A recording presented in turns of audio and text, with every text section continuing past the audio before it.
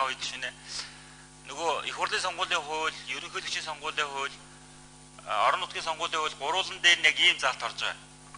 Улсын төсвийн ерөнхий нэг хэмжээнд тодорхой хэмжээний томоохон өөрчлөлт оруулахаар эсвэл түүнээс хэтэрсэн мөнгөн амлалт хамахгүй байх заалтыг л бүх хуулинд оруулж байгаа.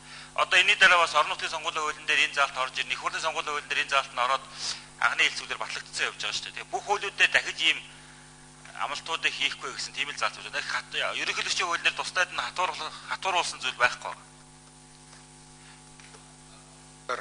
Энэ чи юу шүү дээ?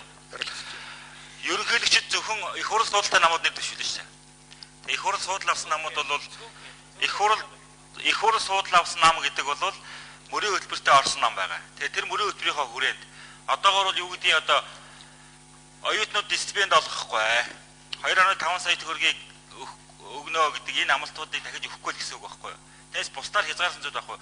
Тэгэхээр өөр намууд чинь нэр дэвшүүл хийхгүй байхгүй л даваасрах гişнэ. Зөвхөн улсын хурцуулалттай намууд нэр дэвшүүлнэ шүү дээ. Мөрийн хөтөлбөр болохгүй байна. Нэмээд харуулж.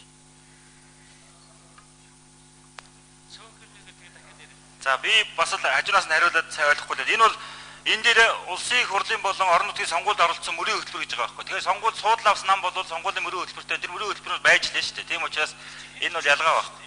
Хэрэгжихгүй байл харин ерөнхийлөгчөнд сонгогдоод хэрэгжүүлнэ гэж тэрнээс авах хэрэгтэй шүү дээ.